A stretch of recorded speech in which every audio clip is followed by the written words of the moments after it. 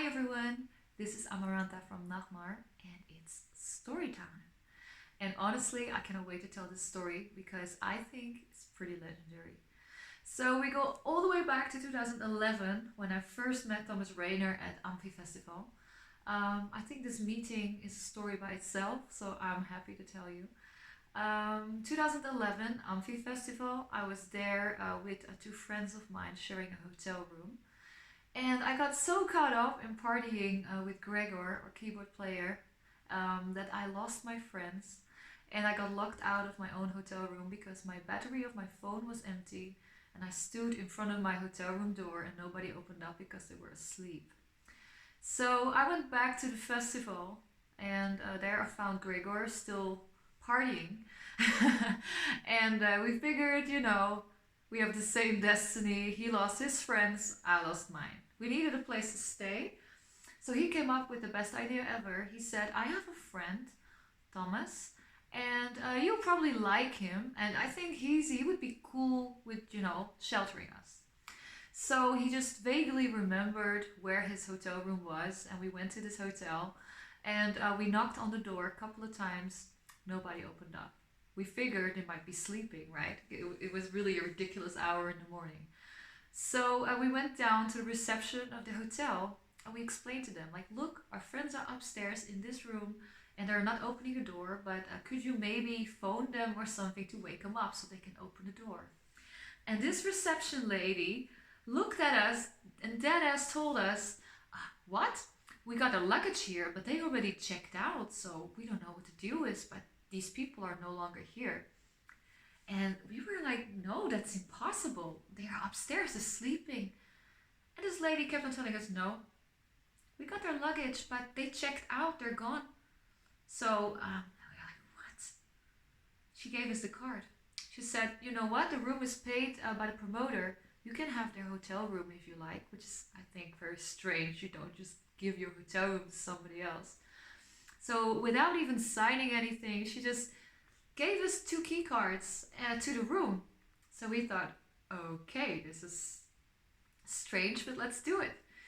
So we went up to this room.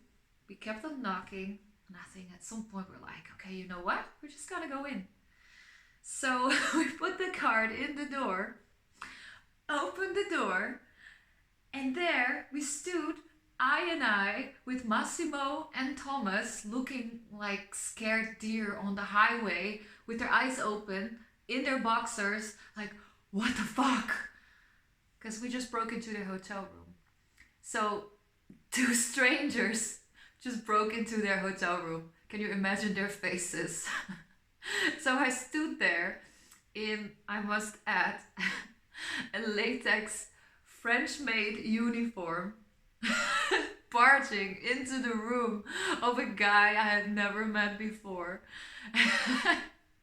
And we were just looking at each other like, what? So then they saw Gregor and everything was cool. And they were really nice about this, but I can imagine how scared they must have been by just, having the door open and having random people standing into your room. Because they were actually sleeping. So at that point we stayed in their room and we talked the next day and we actually became friends. So Thomas expressed how much he liked my work as a fetish model and fetish performer because he already saw me on the web before. And he asked me to do the photo shoot for Vini Vidi Vici for the album. So we talked about this and we did the photo shooting. And the photos were epic. You know it because you probably have the album. And we had so much fun during the shoot. We were really bonding, and we became such good friends. It was right instantly from the start. We felt, okay, this is a long-term friendship happening here.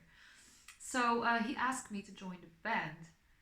And then I said, as what? Because I play bass, but really shitty. And I would not really call myself a musician. So what am I gonna do in your band? And he said, why don't you perform for us, on stage? You do what you do usually, your fetish performances, which is your profession. And I do the music. And we combine our powers like this. So I have to say, I really love this idea. And I told him, I love your idea, but there's one thing. Because I saw some pictures on the internet of the girls standing there, very nice dressed in the uniforms, but they were just standing on stage, not doing a show. And I said, I want to do this with you, but we are going to move. We are going to do shows. I'm not joining you on stage to stand there. It's okay for a song, but I want to do shows. And he was like, yes, of course. This is why I'm asking you. Of course, you're going to do shows. And I said, another condition is that I have fully artistic freedom on what we are doing as girls. I don't want you to tell me exactly what I'm gonna wear. I don't want you to tell me how to do things. I want to discuss this with you, but I want freedom to bring what I have to the table. So we discussed this and we had the same ideas. It was really amazing. So we said, yes, let's do it. So then he asked me to bring a friend because, of course, on my own performing doesn't make sense. So I said, you know what? I have a friend. Her name is Nika. And I perform with her for my own fetish performances for many years already. We know each other, we're good friends. So I'll bring her and you tell me what you think. So then we had our first performance at Summer Darkness. And I brought Nika. It was the first time they all met. And yeah, that went pretty well. So Nika was in the band as well. So that's how we started.